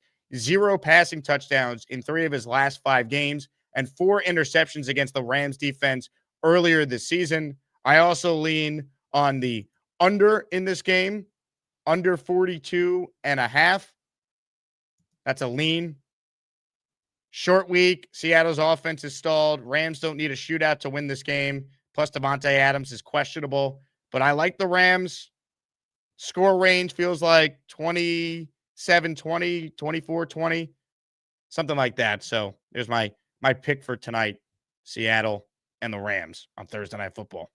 All right, more calls before we wrap up our first show on the day. Again, join the raffle if you want a chance to win a signed Chad Pennington autographed football, baby. Shout out to Chad, one of the all-time great Jets. And when he was healthy, his team made the playoffs, point blank. Jordan is next on the show. What's up, Jordan? What's up, Jake? How you doing this morning? What's up, dude? Chilling. Couple quick points. I think the problem is with this organization is that they put too much of their feelings into their decisions that they make, and it's like we liked AG as a player, but maybe it was the wrong decision, and they let their feelings get too into it before they actually hired the right guy, because it's not looking like he's the right guy. I mean, right now it doesn't look like it. If he's here, you have to hope that, like other coaches who had bad year ones, he's one of those outliers that proves he learns and is better. Well, remember that video you showed the other day of that guy on the Lions fan who watched him and all that? Yep. I think, it just sounds like AG's just too stuck in his ways and isn't able to change and adjust and make changes and actually adapt. It's just like, this is how I want to do it and this is how we're going to do it. And it's my way or the highway type. And also, these players got to remember that they're playing to be on this team, and their jobs are on the line right now. And they need to start stepping up. Again, every player that sets foot on the field every week is not, I think, trying to, lose on purpose or whatever. It's just they've been. I just think human nature, right? Like, it's just how motivated are you this time of year? You start losing. This woe is me attitude sets in. You don't believe in your coach. The defensive coaches, right? You have issues with them. You don't think they're putting you in the right position to succeed. You start playing out of the system to make plays, you play hero ball. Then that leads to coverage bust. That leads to Quincy having the game he did. I just think it got so untenable that's why Glenn did what he did with Wilkes. And that's the last point I wanted to make. I don't think there's going to be much change on this defense with Chris Harris calling the shots. And I don't want them to hire him from within. I want them to get somebody from the outside who we know can actually come in and make a difference and make a change for this team. That's what this team needs. It doesn't need the same repetitive patterns. Let's think outside the box, step outside of our comfort zone and do something different. But that's all I had today, Jake. I appreciate it. Good call, Jordan. Yeah, look, again, I do think, given where this team is at, I wouldn't expect much over these last three, but this feels like the last game where you get blown out. Then that carries over into New England and Buffalo to end the year. I don't know how there's a single Jet fan out there is going to feel good. Again, losing is better, but it's how they're losing that's concerning. Austrian Jet fan is in the raffle. So we've had an entry from Abu Dhabi, and now we have an entry from Austria. Best fan base in the world. Hello. You play to win the game. Rich Samini's Crusty Tissue is the recipient. That's the name. Ladies and gentlemen, the great Boomtown is on the line. Our chairman for the Asmaniac Madness Committee and our resident Asmaniac statistician / historian. Hello, Boom. Hi, Jake. How are you? What's up, Boom?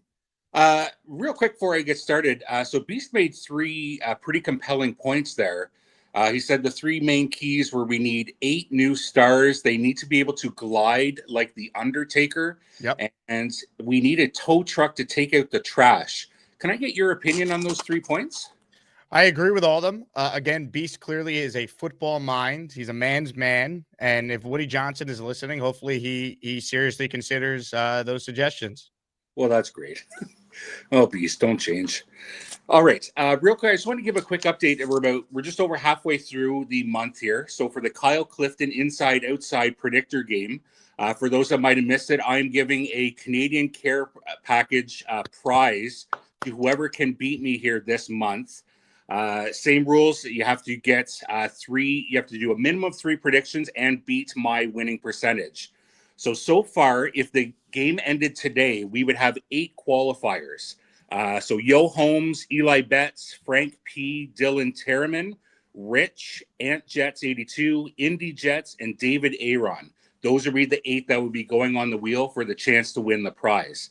Now you have to remember, if your predictions start to slide and you're getting some wrong ones, you could fall below my winning percentage. If I start winning a bunch, I could start getting a little bit better. Kyle has done a great job this month in kicking my ass. Up till yesterday, I was sitting at 40%. So there's going to be a really good chance for you to get on the wheel. So get those predictions in, and we'll be doing that draw in January. So good luck to everyone. I love it. Now, Boom, while I have you, how do you feel about Asmaniac Madness? We still got several months, but, People are going to start gunning for positioning. The conversations about seeding is going to pick up over the next several weeks to months here. How we feeling as we expand the tournament from 64 to 68 for our second ever annual Asmaniac Madness? I'm happy to see some callers starting to come out of the woodwork here a little bit. We have seen a few more people starting to show up here and there. Remember, we have to have a call from everyone from the start of December up until the tournament brackets are revealed. So if you don't have a call in that period of time, we can't consider you for the tournament. So get those calls in. Committee will be coming together here probably fairly soon. I'm already starting to compile some names. I'll be going through all the monthly data, all the calls, so we have a good idea of who is, kind of projected for different seedings, but there's a lot to be determined. Remember, last year we had David T. He started his calls in November, and he came in as a second seed. You have no idea how it's really going to pan out until we get closer to the tournament date, but can't wait. This is going to be a lot of fun again. And I actually feel this is going to be a lot tougher this year because we have a lot of new names mixing in with sort of the OGs. So it's going to be quite an interesting tournament again. Here's a question I have for you. And look, we still have months to go, so things could certainly change. Ready. Charles Gorman was the #1 overall seed a year ago. He is embroiled in a lot of controversy on this show throughout this season. What's the conversation around Gorman right now? Where would he potentially be seated following being the #1 overall seed a year ago? How do you balance a man that was the 3-time Asmaniac Monthly Power Rankings champion? 3 months in a row, he held the title #1. And he's had the ultimate fall from grace into whatever he is now. We're talking about him having new lovers and being deflowered and God knows what else. He's got new bathroom mats, comics. He's going all over the place. It's hard to get a real feel. I feel like the next 2 months, if he does get rid of that Colts fandom, maybe he'll have a shot at getting up there. I don't know if he's going to have a shot at #1 again because you have some incredible callers that are going to be deserving of a #1 seed. Oh, it's going to be tough. I mean, the Final Four last year was elite, but now you have a lot of newcomers that I think are going to rank even higher if they were in it a year ago, like a David T, like a Black Gypsy, I believe was a 16 seed, right? Now he's a guy who I think is one of the more beloved regulars on the show. Where do you it's just, you guys have a very tough job to try and somehow put this bracket together. Yeah, he was tasked with taking on a Bobby Midnight, one of the ultimate #1 seeds. That matchup isn't going to happen for a while if it does happen again. So we will see. Man, unbelievable. Boom. You're a legend. Great job as always. And thanks for all you do. No problem. Ladies and gentlemen, Boomtown checking in, the man behind this Asmaniac Madness. And let me tell you, there is madness coming, Beast. Madness is coming. Are you ready? Well, we'll see. Let's see what happens first because we got to surpass January and February first because basketball, hockey, a lot of good stuff's coming up. Oh, shit. Yeah.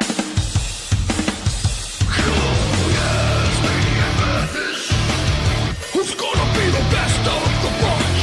Asmaniac Madness. You get to pick the ones who make the show rock.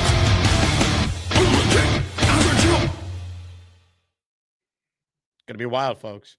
Going to be wild. All right, here's what I'm going to do. I'm going to play you the press conference from Jets defensive coordinator Chris Harris. He spoke moments ago. I want to hear a little bit of his presser here. We'll play this, start to wrap up our show. Again, we'll be back this afternoon, but if you want in on our raffle, I'll say it again. It's a signed Chad Pennington football, so make sure you enter the Asmaniac raffle. Let's listen in, though. Here is the new DC of the Jets, Chris Harris, and shout out to him for rocking the Nick Mangold shirt at the podium. Good afternoon. So we'll talk about Steve. Steve's a good coach, a good friend of mine. I learned a lot from him. It's unfortunate, ultimately, that this happened, but this is on all of us as a coaching staff. I want to thank AG for putting me in this position. But again, it's not about me. Our focus is on getting ready to play the Saints and trying to put the best product out there on the field. How are you viewing this opportunity during these last 3 weeks?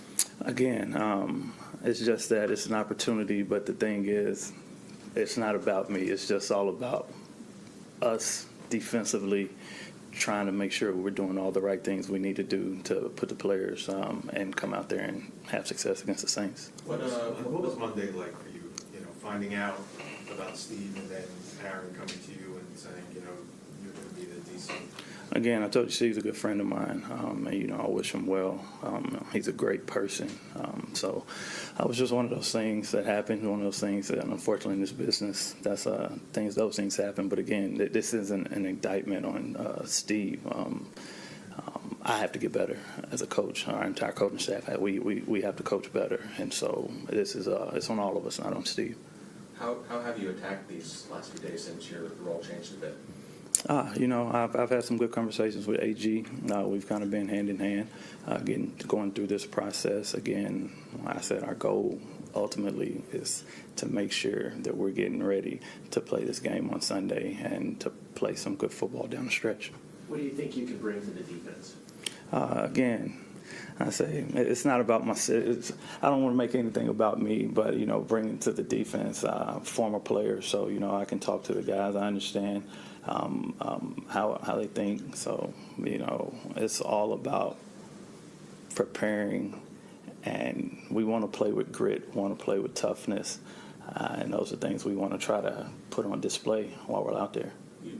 I mean, as a former defensive back and the defensive backs coach before now, like how frustrating has it been to not get that first interception still to this point? No, it's unusual. You know, first time I've been a part of that. It's unusual, but our guys are doing everything that they can. We're doing everything that we can to go out there, and we're just focusing on it every single day, catching the ball, and those opportunities will come. I'm certain that they're going to come. We've had some in our hands that we've dropped. We had some balls on the ground that we hadn't received. However, it's something that it's going to come. After what happened the last 2 weeks, what do you expect to see from this defense going forward? You know, that's weird you ask that. We're just looking to go out there and play solid football. We're looking to go out there and get prepared for the Saints, do everything that we need to do to be victorious. Would this be your first time calling plays? No, it won't. I've called plays in the preseason before, so it won't be the first time for me. Who were some of the, through your coaching career or even playing career, both your influences, like who influenced you, like in terms of defensive philosophy and so forth? So I've been around some really good coaches. I've been around Lovie Smith, who was one of my coaches before. Been around Ron Rivera, so those are a couple of guys that I've been influenced by. How has AG helped you? I know he said he would help you during the process, but how has he helped you this week just prepare to get ready for the Saints? AG's been great. You know, we kind of been back and forth at night talking and showing me kind of how he did things when he was a defensive coordinator, getting prepared, setting the game plans and things of that nature, so it's been good.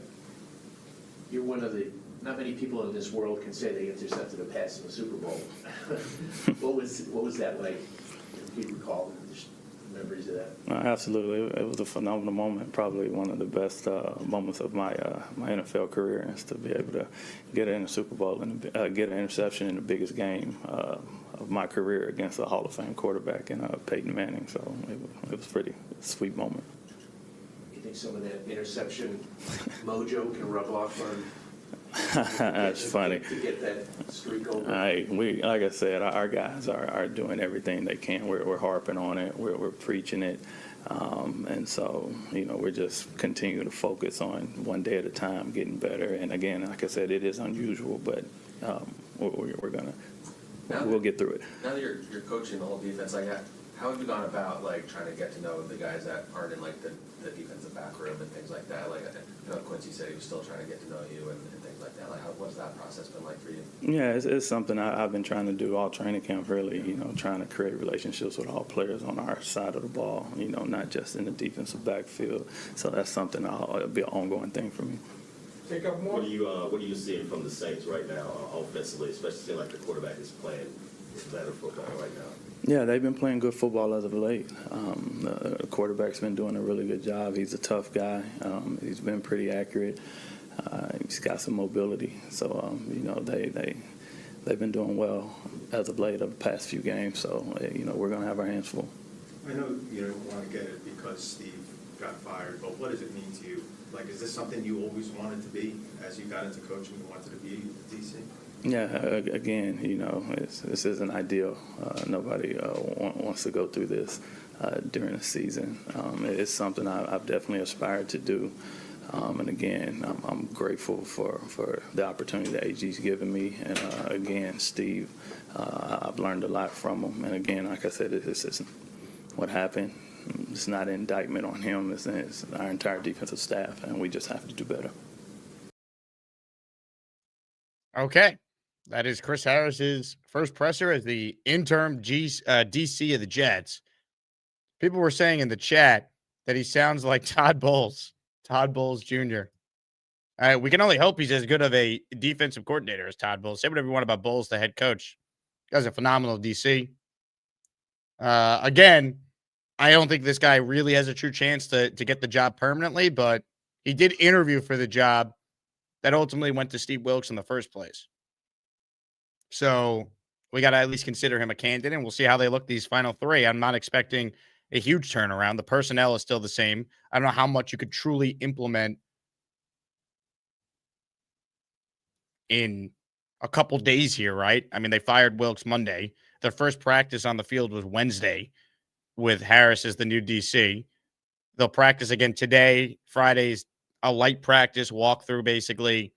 Saturday's travel, and then they play Sunday. So, again, I wouldn't expect a drastic change, but knowing the Jets and how ironic it would be funny if, like, the first pass play from Shuck, they finally get an interception. So we'll see. Very soft-spoken guy. So hence the Bulls comparisons. Black Gypsy, that guy needs a Monster energy drink. Yo, Holmes, anyone but Wilkes is better. Rick says he doesn't have the temperament of a leader. Jordan, this is terrible. I'm not believing anything the guy says. I'll say this. Don't judge the press conference. I remember I was so excited about Obrick when he took over for Salah last year. I'm like, all right, like, he's ready. Like, let's go. Let's rally around him. And he was terrible, right? We all liked Jeff as a person. He wasn't good. Black Gypsy, he speaks like he's trying to take us on a date. Did he just flirt with Rich Samini? Yeah, I mean, look, I'm not expecting much, but I wish him well. Mike Dems, who got a membership gifted to him earlier, is paying it forward. Raffle for one. Again, later today, we're going to give away the Pennington signed football that I purchased. Pork says they don't practice tackling, that's for sure. It's amazing, right? They say they do everything to try and get a pick, and they don't have one. How is that possible? Most weeks, they don't come close. In some games, they've just straight up dropped potential interceptions, but most weeks, they're not even anywhere near an INT. Matt says, give the guy a chance. He hasn't even called a single play yet. I agree. Give him a chance. I'm not going to judge him based off of the presser. I just think he's fighting an uphill battle, right? The personnel's not changing, and how much can you truly implement from a scheme standpoint with 2 true practices and a walkthrough? Mike Dems, I already shouted him out. I meant to read this from Eli. Eli bets in the raffle for 2. 2 of the following 4. Ibuka, Mike Evans, Addison, and Brian Thomas Jr. Thanks in advance. Anyone who plays fantasy wants to help Eli, please do. Eli, I'm not qualified. I suck at fantasy. I am actually in the semifinals somehow. Snuck in as the 7th seed in the playoffs, or the 6th seed, whatever it is, and eked out a win. Scored like 90 points and won my matchup. Like, I'm like the lowest scoring playoff team by far. We just grind, baby. We just find a way to win.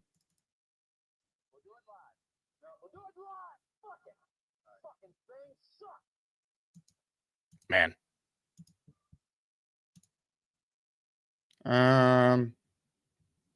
JD says, most weeks there's miscommunication and no defender within 5 yards of the receiver. Yeah, it's terrible. Yo, Holmes, quote, it's unusual. Yeah, it's historic is what it is. The Jets' lack of an interception. It is historic. The Jets have 2 takeaways on defense this season, 3 total. Every other team has 8+. Fewest through a team's first 14 games of a season all time. The fewest through 15 is 7 by the 2021 Jaguars and 2018 Niners. The Jets, 0 defensive interceptions in 14 games this season, tied with the 2024 through 2025 49ers for the longest streak without an interception in NFL history and the longest from start of a season in NFL history because the Niners carried over from the end of 24 into 25. This is straight from week 1 to where we are right now. The New York Jets do not have an interception. It's like hard to believe.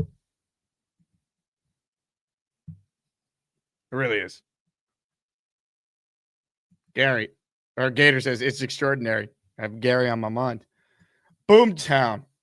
Jake, someone asked in the chat earlier, but how many Asmaniacs do you believe in their mind that they're actually the number one caller into the Jake Asman show? The only one who could legitimately say that is Mr. Bonesy, in my opinion, right? Because he was voted Asmaniac Madness champion. So he, for the calendar year, has the right to be considered the top Asmaniac caller. That's how I look at it.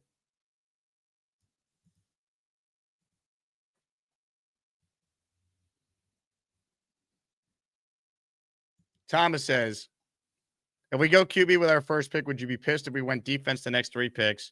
I personally don't want a repeat of the 2018 draft.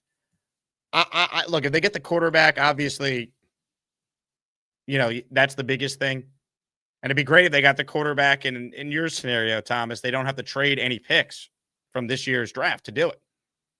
Right? If they could get Mendoza or Moore or Simpson without having to trade their own Colts pick this year they own, or the seconds, they have 2 of them, and you could just go BPA, that's what I would do personally. Now, you're not going to draft a tackle, but you could take a guard / center if there's someone you love, take a receiver. Hell, you still could take a tight end if it matches up. Just because they brought back Ruckert doesn't mean like you're set in stone there. Linebacker, defensive tackle, safety is a huge need. Really, you can name most positions on the team, and we could say, yep, they have a need there. I don't think anyone on defense is like a lock where it's like, we're good. Pass rusher, I think, is a huge need. I think corner, you could argue, is still a need. Are we just convinced AZ Thomas is the guy? He's played 7 games. And he's been hurt in a lot of them. Stevens is here because he's under contract, but they love a corner. Are we just sure they wouldn't take another one? I don't know. I like what we have seen from Brownlee. We just hand him the nickel job. No competition. Like, everything's a need. This defense sucks. They need good players. They need playmakers. They don't have an interception yet this year. I like the Jets corners, but I'm not even sold on them like we're good there. Everything should be under the microscope of trying to find improvement. They need playmakers, man. I don't care what position that person is. They need playmakers.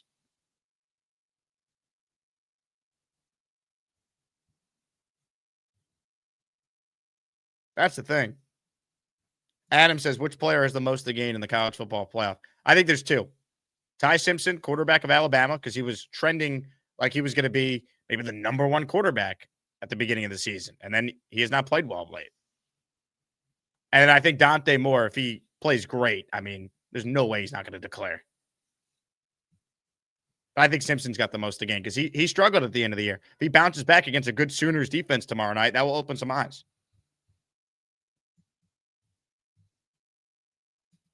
Big fella, we have more special teams touchdowns than turnovers. Yeah. They had, what, 4 special teams touchdowns this year?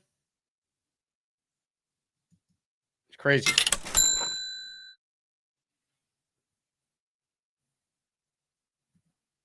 All right. That's going to do it for our first show, folks. Again, I want to thank everyone who tuned in. Thank you to Matt O'Leary for coming on the show in his weekly spot. You guys are the best. We'll be back this afternoon. It's going to be epic. They'll be talking about this afternoon show for centuries to come. That's how confident I am in that. I will talk to you guys soon. JETS. Jets, Jets, Jets. Like the video, subscribe to the channel, and do me a favor. If you're not watching live, comment down below your favorite part from the show. Go Jets. Hey, look, soy boy. Do I need to remind you where you came from, Estevato, with those ugly up cornrows?